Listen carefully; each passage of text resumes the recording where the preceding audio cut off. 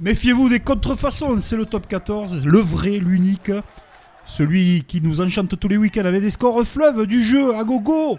De la passion, de l'enthousiasme, les dernières minutes, il y a tout. Il y a les extérieurs avec l'Union Bordeaux-Bègles qui commence très fort à Montpellier, qui avait corrigé Perpignan la semaine précédente avec cet essai de Rayassi, superbe. On assiste à des superbes matchs tous les week-ends, un spectacle incroyable, du jeu à gogo, oui, et des cannes avec Maël Mousteng qui marque ce superbe essai de la part des Montpelliérains entre les perches. Il fait l'effort. Une rencontre au couteau dans ce match haletant et de la puissance avec ce nouvel essai de Riquitelli qui marque. Et puis Nouchi, explosif, extraordinaire, qui libère Montpellier. Bordeaux n'a pas dit son dernier mot. Regardez, interception. Ce ballon récupéré. Bordeaux revient dans la partie à l'heure de jeu où tout se décide normalement. Et cet essai de Maxime Lamotte. Montpellier dans la continuité, en danger. Bordeaux est revenu à 4 points. C'est un bon Bordeaux, mais c'est un très bon Montpellier qui se fait intercepter. Allez, ça pédale, c'est parti. Les cannes pour le doublé de Rayassi qui donne l'avantage à Bordeaux. Ils sont menés depuis le début du match. Alors Montpellier réagit à 10 minutes de la fin. Superbe. Les arrivées à hauteur très puissantes. Et Nouchi, exemplaire pour un doublé lui aussi. Sublime essai de Nouchi qui donne cette victoire à Montpellier. Bonus défensif ultra mérité pour les Girondins. Et évidemment, on a repris notre souffle pour Paris, qui n'a jamais gagné à Clermont en top 14. Paris se présente dans ce match avec des intentions. 7e minute de jeu, ils sont sous pression. Regardez, c'est leur but. Ils essayent de sortir proprement le ballon. Un match, là aussi, complètement dingue. On va se régaler. Et vous voyez cette erreur. On a hésité. Le ballon est dans l'embut, il n'y avait pas de zone de hors-jeu. Clermont continue sa pression avec ce second essai de la part de Jonot, le doublé. Ratouva qui marque 17-3. Les Parisiens se font corriger dans cette première période, mais ils vont se mettre à jouer. Déployer des actions superbes dont ils ont le secret, surtout avant la mi-temps, pour revenir dans la partie avec Skelzo. Inarrêtable et hyper séduisant en ce moment, qui marque pour les soldats roses qui au retour des vestiaires mettent le tempo dans cette partie avec un Barré irrésistible dans cette rencontre que l'on va retrouver bien sûr. Les extérieurs de nouveau et Léo Barré intenable qui marque cet essai.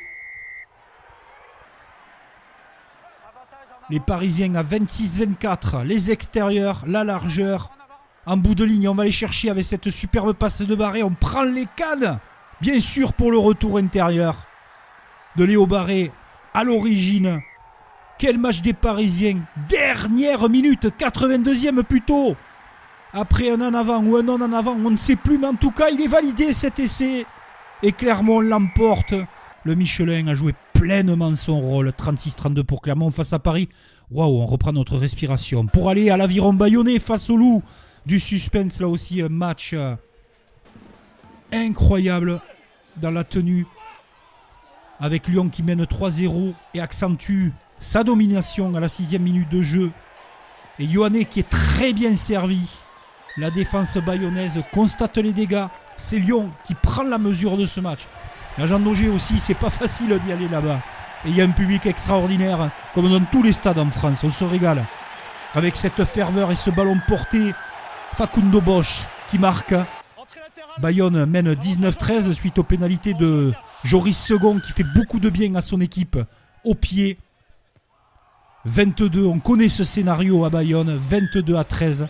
Mais Lyon, dans un élan d'orgueil, va aller chercher ce qu'ils ont mérité dans cette partie. C'était minimum un bonus défensif et il le récupère avec Simons qui marque. Bayonne s'impose de nouveau à domicile face à Lyon. Castres-Perpignan avec des Perpignanais qui ont enregistré 10 défaites en 10 matchs. Il est l'heure de sonner la révolte et c'est plutôt bien pour eux dans ce début de rencontre avec de la patience. Une bonne première mi-temps de l'USAP. Les progrès affichés se voient nettement. Et le demi-tour toupie également de Lucas Dubois qui marque cet essai. Castres est pris par Ourda Pileta, par un faux rythme. Ils ne sont pas trop réveillés non plus. Et vous allez voir, on ne va pas louper le nom du marqueur. Ramo Totaboua qui marque. Peut-être l'exploit de cette rencontre. On s'est un petit peu ennuyé tout de même à ce Castres-Perpignan en termes de volume.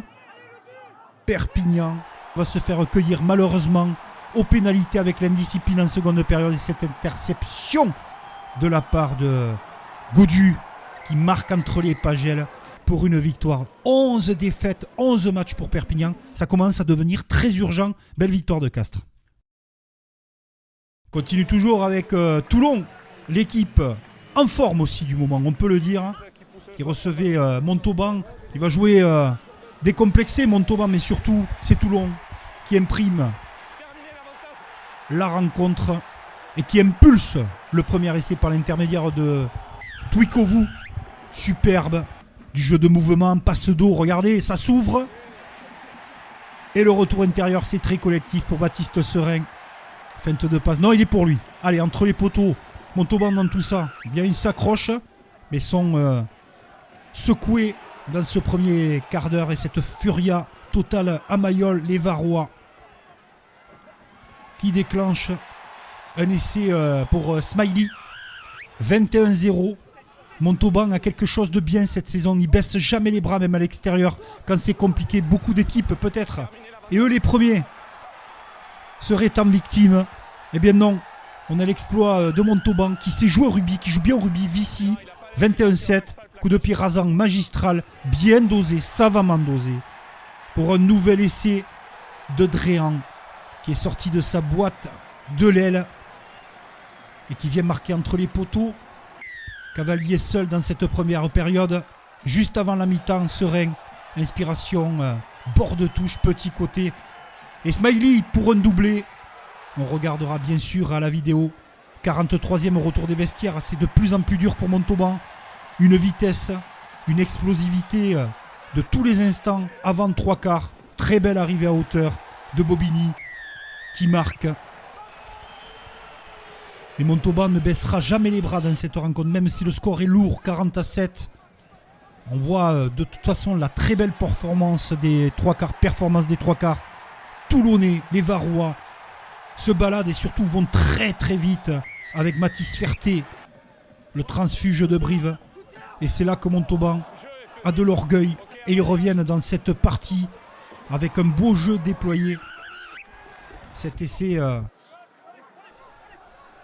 de nouveau Vici, un service encore pour Vallée qui marque tout de même le 3e essai de Montauban, 47-21, et Ferté qui nous gratifie d'un coup de pied dont il a le secret avant que Montauban, qui a pris encore 50 points à l'extérieur, continue à jouer. Et c'est peut-être par là aussi la progression et viser cette place de barragiste qu'ils ont pour l'instant. Victoire écrasante de Toulon, 54-28. Le festival offensif continue entre l'émotion de Pitaki et le retour d'Antoine Dupont. L'ascenseur émotionnel était énorme pour les Toulousains, comme pour les Racingman, parce qu'ils savent que ce n'est pas facile de jouer à Toulouse dans ce contexte-là, et jamais de manière générale. Mais Afou allonge son double mètre avant que Elias, victime d'une grosse faute de Tarit, on ne va pas l'accabler à Tarit, ce n'est pas la peine. L'erreur était monumentale, elle va laisser à 14 les Racingman, puis à 13 avec les cartons jaunes souvent, avant que Remu parte dans un slalom géant dans la défense. La jeunesse toulousaine, la formation, c'est ça aussi. Il est là, deuxième match, il est très bon, et premier essai en top 14, avant que Huleux ne marque son essai pour faire revenir son équipe dans un sillage de Taoufi Fenoua qui a été monstrueux en seconde période. Coste sert Lebel sur les extérieurs. Toulouse va s'envoler forcément à 14 depuis l'exclusion de Tarit et un Dupont qui nous gratifie d'un éclair de génie, une fois de plus, qui sert Lebel pour son doublé. Antoine Dupont, très intéressant dans ses prises d'initiative. Et puis Capuzzo qui maîtrise